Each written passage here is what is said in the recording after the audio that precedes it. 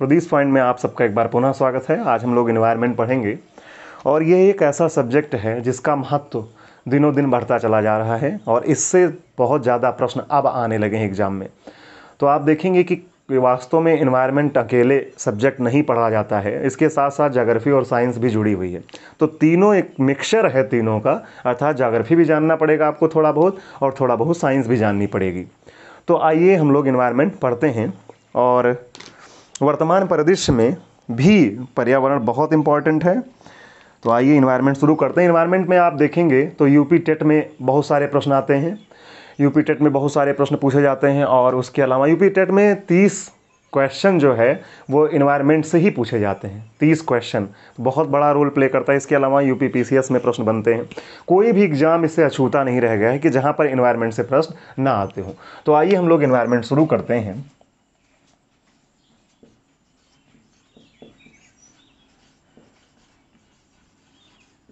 Environment या फिर क्या है ये, पर्यावरण। पर्यावरण तो एनवायरनमेंट है क्या?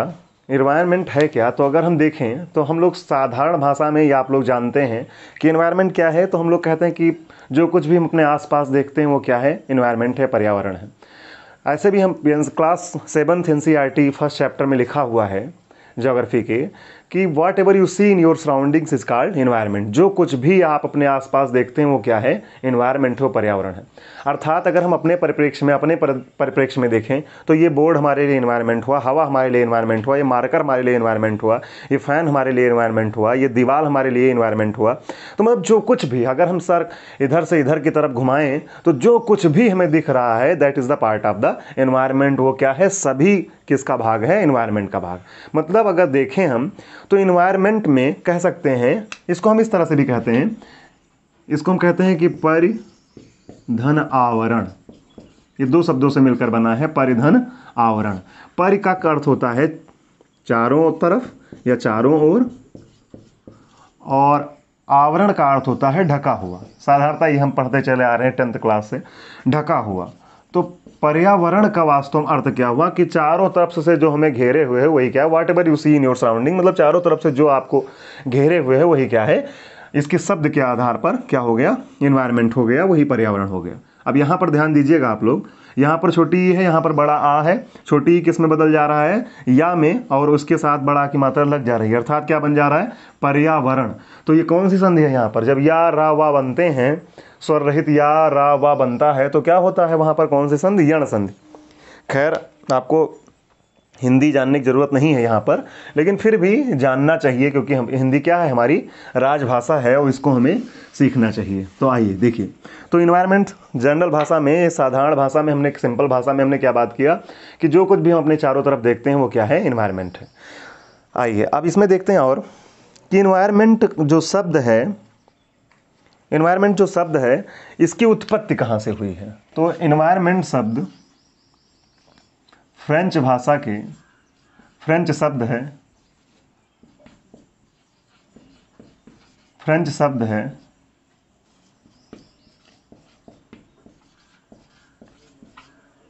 इनविरोनर। क्या है, इनविरोनर, और इसका अर्थ होता है टू सराउंड। क्या अर्थ होता है, टू सराउंड। इसका जो फ्रेंच शब्द है इनविरोनर, और इसी से क्या बना है, इन्वायरमेंट बना है। और इसका मतलब क्या होता है, टू सराउंड, मतलब चारों तरफ से घिरा हुआ। तो जो हम लोग बात कर रहे थे, तो शब्द उत्पत्ति के आधार पर भी देखें तो इन्वायरमेंट का क्या मतलब हुआ। इन फ्रेंच इन्वायरमेंट किस भाषा के, इनविरोनर है, फ्रेंच भाषा का वर्ड है, और इसी से क्या बना है, इन्वायरमेंट बना है। और इनविरोनर का अर्थ होता है टू सराउंड। क्या होता है इसका अर्थ, टू सराउंड। अब यहाँ पर जो आज के लेक्चर में मुख्य रूप से हम लोग बात करेंगे वो बात ये करेंगे कि इन्वायरमेंट क्या है, इकोलॉजी क्या है, और इकोसिस्टम क्या है।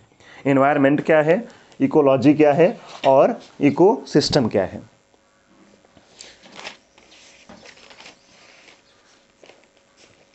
ठीक है, तो इन्वायरमेंट वास्तव में देखें अगर हम लोग तो ये किससे बना हुआ है कि मतलब अगर हम अपने आसपास देखते हैं इन्वायरमेंट तो दो प्रकार के कंपोनेंट्स पाए जाते हैं। इधर लिख देते हैं हम इन्वायरमेंट।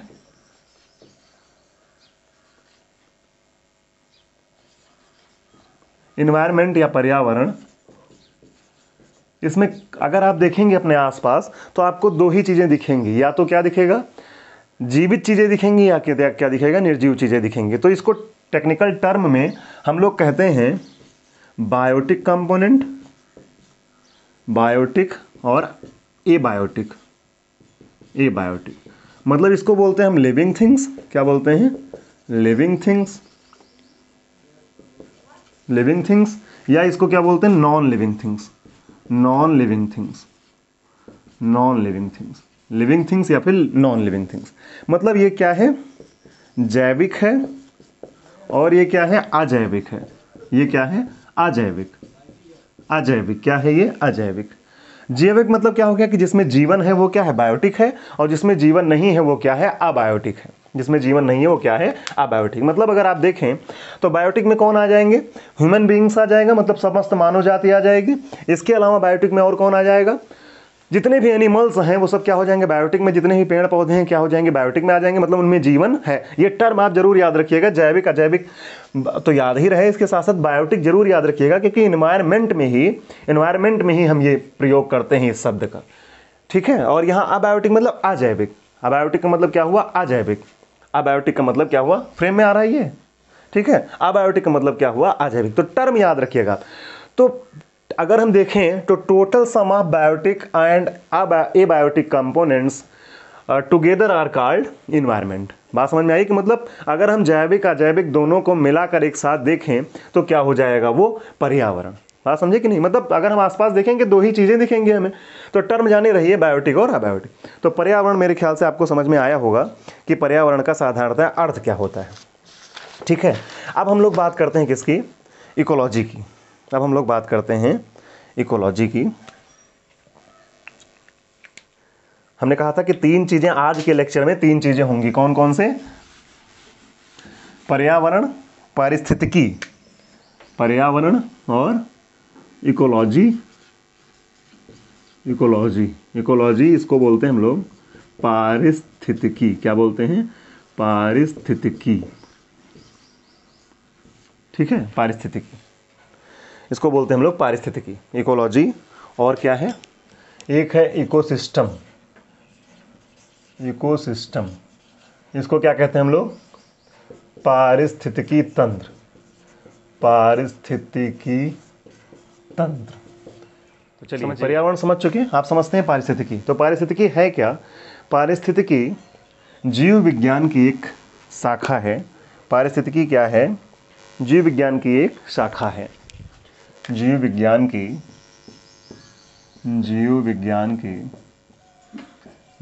की एक शाखा है। Ecology is the branch of the biology, ठीक है। Ecology is the branch of the biology. जीव विज्ञान की एक शाखा है। और इसमें होता क्या है, इसमें होता क्या है, एक बात इसको बताने से पहले मैं आपको एक कहानी सुनाता हूँ। और वो कहानी इन तीनों में डिफ्रेंशिएट कैसे करें हम लोग, कैसे डिफरेंस करें, तो इसको जानने से पहले हम लोग एक कहानी सुनते हैं। और वो कहानी स्वर्गीय प्रोफेसर एस ओझा सर की है, जो कि इलाहाबाद विश्वविद्यालय में ज्योग्राफी भूगोल डिपार्टमेंट के क्या थे, ज्योग्राफी डिपार्टमेंट के विभागाध्यक्ष थे। तो उनकी ये कहानी है, उसी के आधार पर हम इन तीनों में क्या करेंगे, अंतर करेंगे। तो कहानी आप ध्यान से सुनिए। कहानी ये है कि एक लड़का और लड़की, आप चलिए हमारे साथ चलते हैं, कहाँ पर, एक पार्क में चलते हैं। और आप सब लोग, जितने लोग देख रहे हैं सब लोग चलते हैं पार्क में। और वहाँ पर हम लोग देखते हैं कि दूर से देखते हैं कि एक लड़का और लड़की, एक बेंच है और उस पर क्या है, एक लड़का और लड़की बैठे हुए हैं, ठीक है। एक लड़का और लड़की, एक बेंच पड़ी हुई है, उस पर क्या कर रहे हैं, बैठे हुए हैं, ठीक है। दोनों में अंतर करने के लिए लड़की को हम क्या करते हैं, बाल बना देते हैं यहाँ पर। बात समझ में आई। एक लड़का लड़की बेंच पर बैठे हुए हैं और हम लोग यहाँ से प्रवेश किए पार्क में। तो जैसे ही हम लोगों ने देखा तो तरह तरह की अटकलें दिमाग में आने लगी। और साधारणतः पहले प्रथम दृष्टया हमने क्या कहा कि ये कौन है, एक लड़का है या एक लड़की है। एक लड़का और एक लड़की एक साथ बैठे हुए हैं। जब पहली बार हमने देखा तो मतलब यही हुआ, दो लड़के नहीं बैठे हुए हैं, दो लड़की नहीं बैठी हुई है, कौन बैठा हुआ है, एक लड़का और एक लड़की, ये हमने देखा। अब मन में जिज्ञासा जगी कि और पास जाएं, देखें क्या बात हो रही है। तो फिर जब और पास गए हम लोग तो पता चला कि लड़की जो है वो लड़की को क्या कह रही है, लड़के को कह रही है भैया, लड़के को क्या कह रही है, भैया। तो मतलब क्या हुआ कि इनमें संबंध क्या हुआ, ब्रदर और सिस्टर का, मतलब ये इसकी बहन है और ये इसके कौन है, भाई है। तो ये दोनों अब जब और पास गए तब ये पता चला कि ये इसको क्या कह रही है, भैया कह रही है, और दोनों आपस में कोई बात कर रहे हैं। अब जिज्ञासा जगी कि पार्क में यहाँ पर ये क्या बात कर रहे हैं।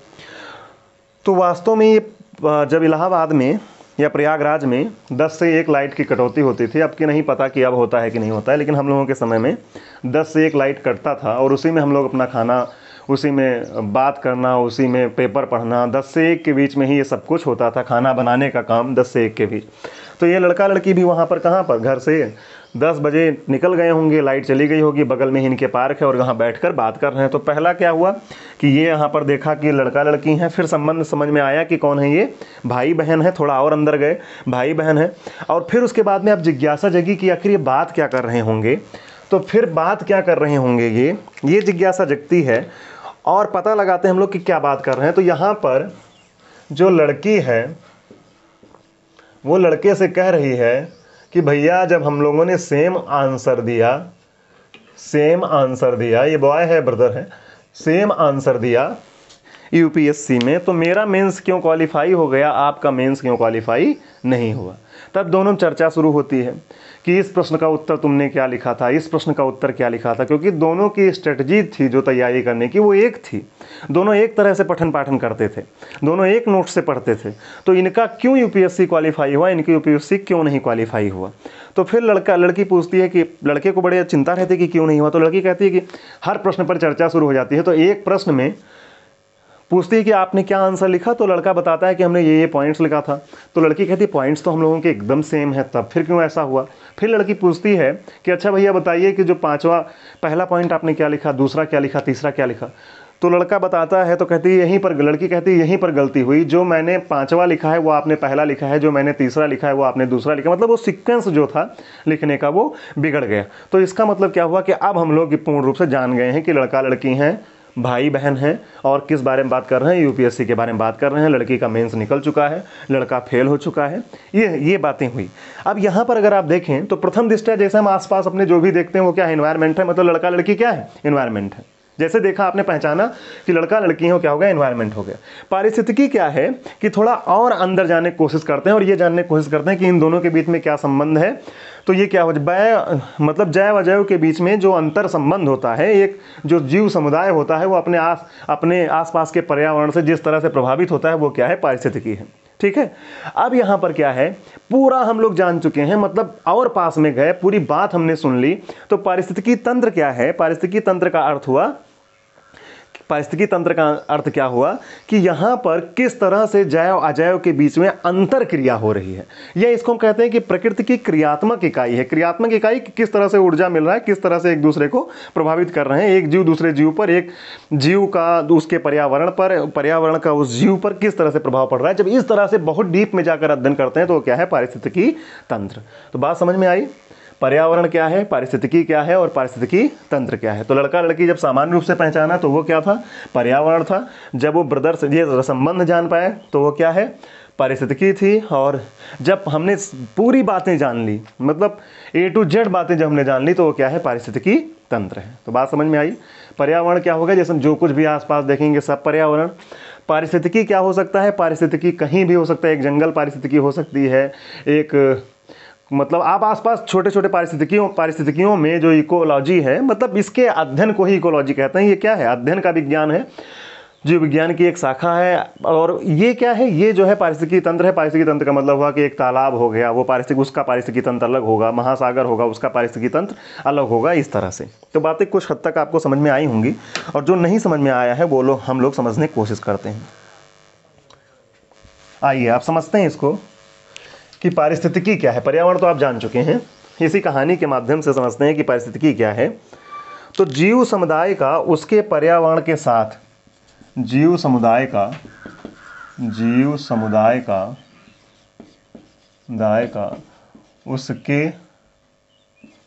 उसके पर्यावरण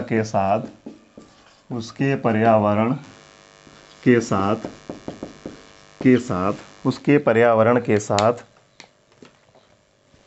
पारस्परिक संबंधों का अध्ययन ही पर्यावरण के साथ पारस्परिक संबंधों का अध्ययन क्या कहलाता है? अध्ययन क्या कहलाता है? इकोलॉजी या पारिस्थितिकी। याद रखिएगा, पारिस्थितिकी, इस वर्ड में हम लोग हमेशा कंफ्यूज रहते हैं। पारिस्थितिकी क्या कहलाता है? इकोलॉजी कहलाता है। इकोलॉजी कहलाता है। बात समझ में आई? इकोलॉजी कहलाता है। बात समझ गए आप लोग कि जीव विज्ञान की एक शाखा है और जीव समुदाय का उसके पर्यावरण के साथ पारस्परिक संबंधों का अध्ययन ही क्या कहलाता है? इकोलॉजी कहलाता है। अब इकोलॉजी जो शब्द है, समझते हैं कैसे। इकोलॉजी जो शब्द है ये जर्मन शब्द से बना है। इकोलॉजी शब्द जो है ये जर्मन शब्द है। जर्मन शब्द है। क्या है जर्मन शब्द? ये है ओक्योलॉजी। क्या है? ओक्योलॉजी। और इससे बना है ओक्योलॉजी। जर्मन शब्द है ओक्योलॉजी, ये जर्मन शब्द है, इसी से क्या बना है? इकोलॉजी। जैसे वहाँ पर फ्रेंच वर्ड था, उससे बना था एनवायरनमेंट। क्या था? इन्विरॉनर था, उससे बना था एनवायरनमेंट। तो वैसे ही ओक्योलॉजी जो है जर्मन शब्द है, इससे क्या बना है? इकोलॉजी। और ये जर्मन शब्द जो है ये खुद भी दो शब्दों से मिलकर बना है। और वो दो शब्द कौन से हैं? कौन कौन से हैं?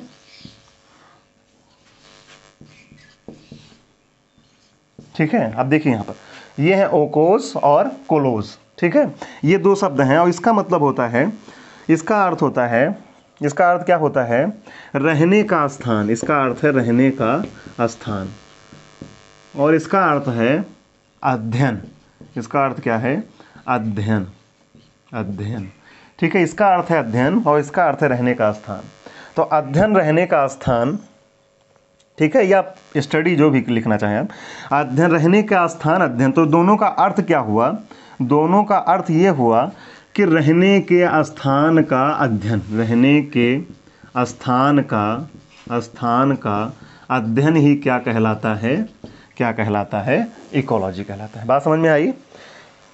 अब फिर से समझिए, ओक्योलॉजी जर्मन भाषा का शब्द है, इससे बना है कौन? इकोलॉजी। और ये जर्मन भाषा का जो शब्द है ये ग्रीक भाषा के दो शब्दों कौन कौन? ओकोस और क्लोज से मिलकर बना है। तो ये क्या हो जाएगा? रहने का स्थान, और इसका क्या अर्थ हुआ? अध्ययन। तो अर्थात रहने के स्थान का अध्ययन क्या कहलाता है? इकोलॉजी कहलाता है। कुछ हद तक बात समझ में आई कि नहीं? ठीक है, जो ये शब्द है ओक्योलॉजी, इस शब्द का सबसे पहली बार प्रयोग अर्नेस्ट हैकल महोदय ने किया था। किसने किया था? अर्नेस्ट हैकल महोदय ने किया था। बात समझ में आई?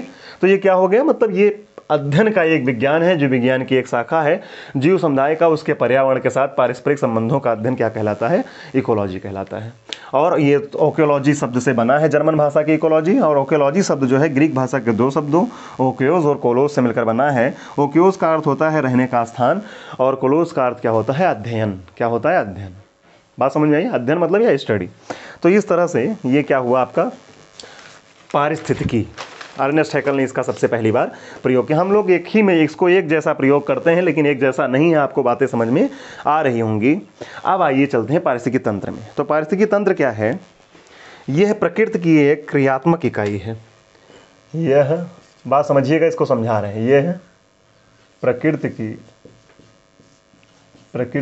एक क्रियात्मक इकाई है। क्या है? प्रकृति की एक क्रियात्मक इकाई है जिसमें जैविक और अजैविक,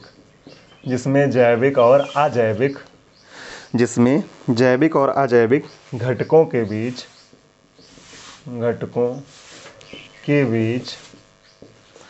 जैविक और अजैविक घटकों के बीच होने वाली जटिल क्रियाएं सम्मिलित।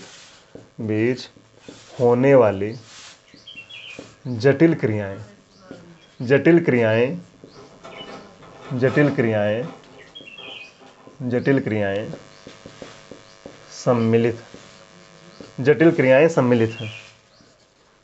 क्रियाएं सम्मिलित। अब इसको समझिए, पहले समझते हैं इसको कि यह प्रकृति की क्या है? क्रियात्मक इकाई है। क्या है? यह प्रकृति की क्रियात्मक इकाई है। क्रियात्मक इकाई के मतलब सारे फंक्शनिंग जो है वो कहाँ पर हो रहे हैं, इकोसिस्टम में। अब इकोसिस्टम क्या होता है, जैसे एक तालाब अपने आप में एक इकोसिस्टम है, ठीक है, महासागर क्या है, अपने आप में एक इकोसिस्टम है, एक जंगल एक क्या है, अपने आप में एक इकोसिस्टम है। तो यह प्रकृति की एक क्रियात्मक इकाई है। क्रियात्मक सारे फंक्शन कहाँ पर हो रहे हैं, वहीं पर, जिसमें जैविक, बायोटिक और एबायोटिक घटकों मतलब कंपोनेंट्स के बीच होने वाली जटिल क्रियाएं सम्मिलित हैं। मतलब किस तरह से वहाँ पर कॉम्प्लेक्स प्रोसेस होता है। अभी इसको समझाते हैं कि जैसे मान लीजिए ये क्या है, ये एक इकोसिस्टम है, इकोसिस्टम है, यहाँ पर क्या है, मेढक है, और क्या है, मछली है, और क्या है, यहाँ पर जलीय पुष्प हैं, जलीय पुष्प हैं, शैवाल है, पानी है, ये सारी चीज़ें होंगी। तो अब और मिट्टी है, ठीक है। अब यहाँ पर आप देखें ध्यान से, तो ये क्या है, यह प्रकृति की एक क्रियात्मक इकाई का मतलब ये हुआ कि मेढक किस तरह से इस तालाब में, छोटे से तालाब में अपना जीवन यापन कर रहा है, मछली किस तरह से अपना जीवन यापन कर रही है, जलीय पुष्प किस तरह से बढ़ रहे हैं, शैवाल का निर्माण किस तरह से हो रहा है, पानी यहाँ पर क्या काम कर रहा है, मिट्टी का यहाँ पर क्या काम है। तो ये क्या है, प्रकृति की क्रियात्मक इकाई। क्रियात्मक का मतलब ही यही हुआ कि इन्हीं से मिलकर क्या अंततोगत्वा पर्यावरण हमारा बना हुआ है। अब देखिए फिर से, जिसमें जैविक और अजैविक, मिट्टी पानी, जैविक ये सब हो गए और अजैविक मिट्टी पानी हो गया, जैविक और अजैविक घटकों के बीच होने वाली जटिल क्रियाएं, घटकों के बीच होने वाली जटिल क्रियाएं, जटिल क्रियाओं का मतलब क्या हुआ, कॉम्प्लेक्स प्रोसेस। कॉम्प्लेक्स प्रोसेस का मतलब ये हुआ कि किस तरह से मेढक यहाँ पर अपना भोजन प्राप्त करता है, किस तरह से मछली यहाँ पर अपना भोजन प्राप्त करती हैं, और उनका क्या प्रभाव इन पर पड़ता है, मछली का क्या प्रभाव शैवाल पर, मछली का पुष्प पर, मछली का मिट्टी पर, मछली का पानी पर, या मेढक का जलीय प्रभाव जलीय पुष्प पर, इस पर, इस पर, इस पर, या